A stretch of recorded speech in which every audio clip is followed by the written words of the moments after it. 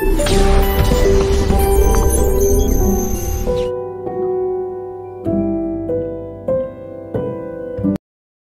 Corp मध्ये आपले स्वागत आहे।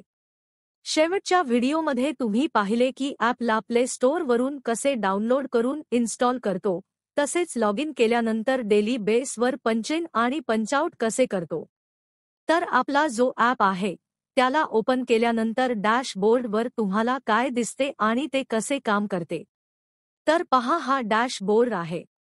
तुम्हाला सर्वात वरती केस अलोकेटेड दिसत आहे।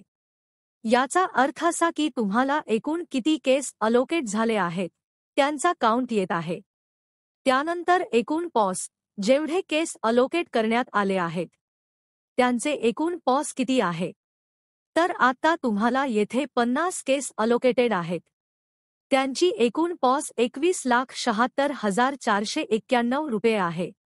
त्यानंतर एकूण ड्यू, जेवढी अमाउंट तुम्हाला गोळा करायची आहे। त्यानंतर एकूण सीबीसी आणि एलपीपी, सीबीसी म्हणजे चेक बाउन्स चार्ज आणि एलपीपी म्हणजे लेट पेमेंट पेनल्टी। त्या खाली येते गिवन ॲक्शन अँड वर्क। तर ॲक्शन मध्ये पहा तुम्हाला आता किती काम करायचे आहे।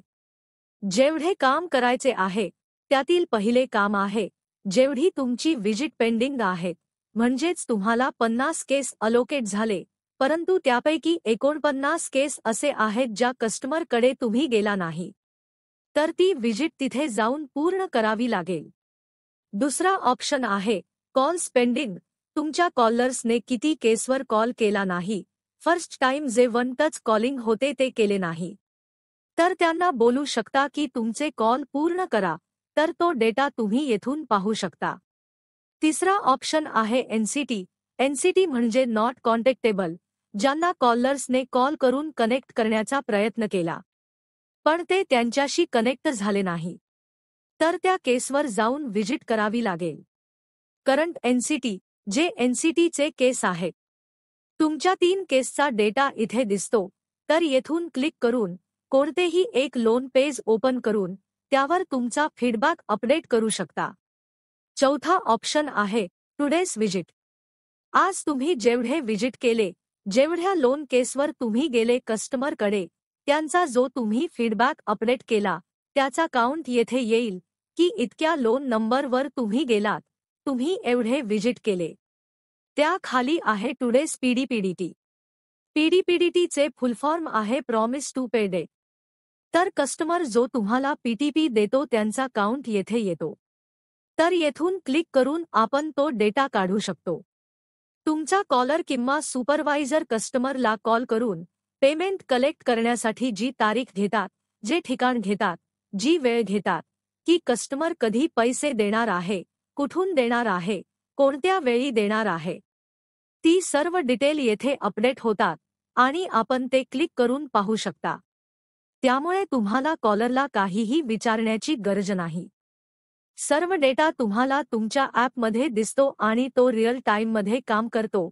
तर जसे तुमचे कॉलर पीटीपी सिस्टीमवर जनरेट करतात, ती तुम्हाला मोबाईल ॲपमध्ये अपडेट होऊन जाते। पुढील ऑप्शन आहे टुडेस पीटीपी1।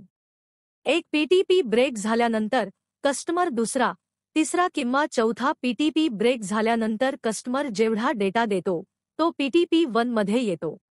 याला आपण रिस्केड्यूल पीटीपी देखील बोलतो। तर येथून पीटीपी1 वर जाऊन रिस्केड्यूल पीटीपीचा डेटा पाहू शकतो। म्हणजे या कस्टमरने आपल्याला पहिले पण पीटीपी दिलेला आहे, परंतु पीटीपीच्या वेळेवर कस्टमरने पैसे दिले नाही, तर त्यानंतर कस्टमरने पुन्हा डेट दिली असेल तर तो पीटीपी1 चा डेटा आहे। तर आपण तिथे जाऊन पेमेंट गोळा करू शकतो आणि त्याचा फीडबॅक अपडेट करू शकतो। अधिक माहितीसाठी नेक्स्ट व्हिडिओ पहा। Thank you.